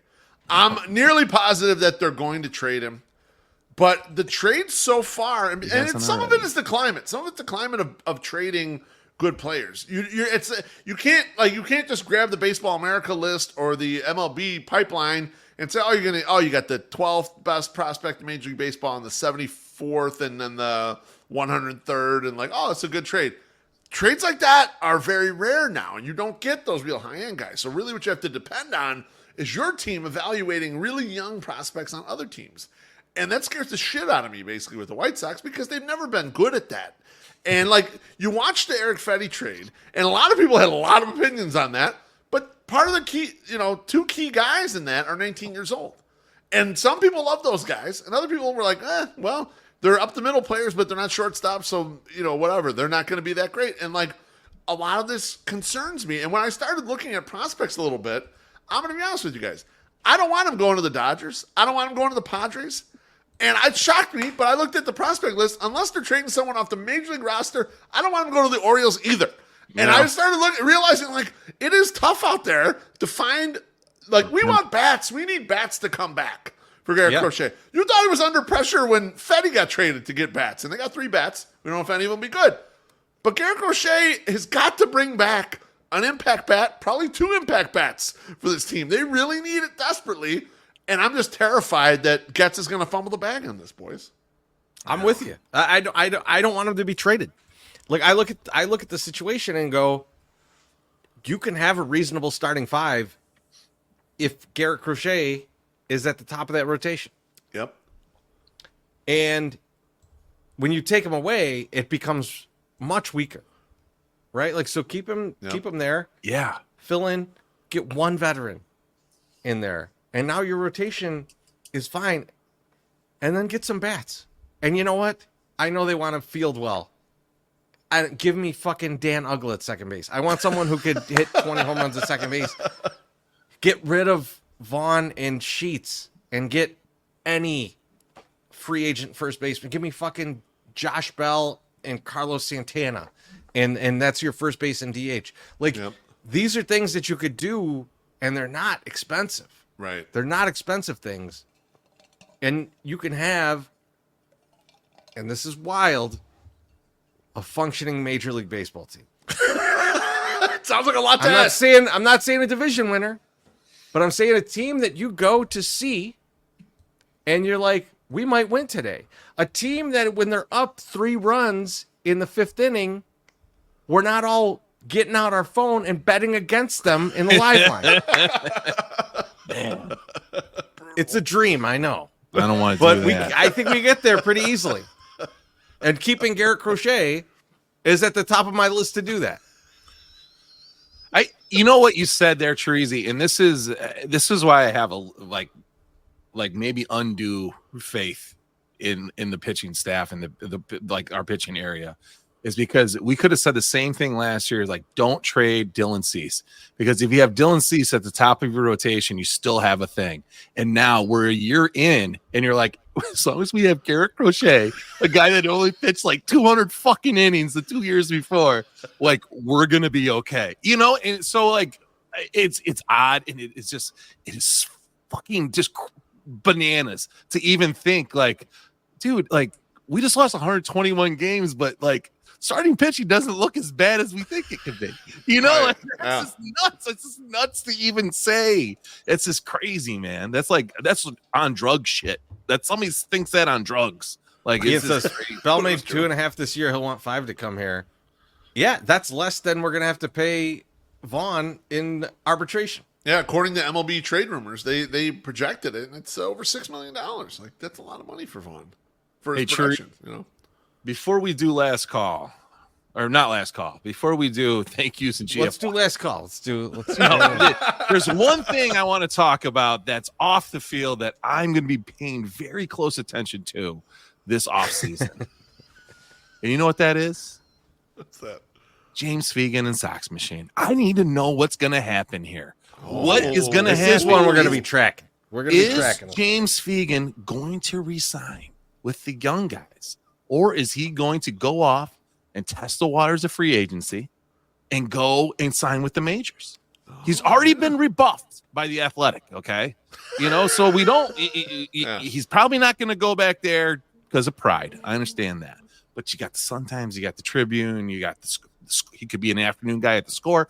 Who knows? But that's something that I'm going to be watching. And I'll tell you what, it does not give me like good juju, good thoughts, thinking of my man James Fegan bending over my other man, Josh Nelson, being like, give me money, bitch. Give me more money. Like, I look at what I have created. So that to me is something that I am going to be paying very close attention to in the offseason until Josh Nelson announces and tells me, hey, we're bringing back James Fegan one more year. Now, maybe James Fegan, maybe he's too aloof for these guys. He wants to drive pickup trucks when he goes out to spring training, right? He's not like our guy Sam Anderson from the New York Times, stays in a hotel, the Ohio House downtown Chicago, where I think 7 prostitutes were murdered the entire time he was here covering the White Sox, hoping they were going to break the thing. Yeah. That's not James Fegan. So I don't know. I don't know whose side I'm on here. Do I want Fegan's like in-depth good reporting that go along with the Sox Machine podcast, or do I want them to have some more money and not have to worry about, you know, James Fegan trying to live his best life on our friend's dime? I don't know. It's going to be a compelling thing. It's going to be a compelling offseason. I mean, Alex Rude's right. It's the most compelling free agency to follow for White Sox fans. That's 100%. absolutely correct. Great job bringing that up. Well, now it is time for thank yous and GFYs. Beef, who are you thinking of GFY? Oh, I got a few, boys. I want to thank Socks of Gold for coming on. That was great. I'm really happy that he came on and explained to us why he was booing. And he didn't think we were idiots. I was shocked. Well, not about the booing. Anyway, I want to thank Joe Sheehan for coming on the Au Jus this week. He's one of my personal favorites. It was really cool that he came on. And he was actually really nice in all the communications leading up to that. So that was cool. Like they say, you know, kind of don't meet your heroes. But he was really nice, really cool. And we had a fun time on the show. And lastly, I want to thank Jordan, Nick, and Duke at Sox on 35th for having me on the podcast again. Chopped it up with them the other day. Is the podcast out there? I'll retweet it. So those are my thank yous. I'm assess. Who are you thinking? I'm going to GFY that guy that died in Orlando. No, I'm kidding. I'm not really doing that. Not doing that at all. I want to give a big, huge thank you, but also GFY to everyone that bought our history shirt. We sold a bunch of those shirts. We made a big order today. We're throwing that out to a local guy in Chicago who is just, you know, is going to be really excited to have a really nice big order. So thank you everyone that ordered that. I will be giving away tons and tons of shit that is in my basement. Not actual shit like White Sox stuff. We will throw this up. It will be loaded. But yeah, no, we're going to do that. It's going to be a very long process for me to ship all this stuff, but I will do it in a weekend, and I know I will get it done. So thank you, everyone that ordered our history shirt. Chorizo. I'm doubling down on that, man. I couldn't believe how many people ordered that shirt. I really want to thank everybody for doing that. It's always good when we can put something out and people are excited about it, even when it's about how fucking terrible this team was. But it was cool to see, and I do think people who support us and by buying a shirt. But I more appreciate when you buy us drinks, and I appreciate you all tonight who bought us drinks. Yes. So Cheers. thanks everybody, and we'll see you very soon.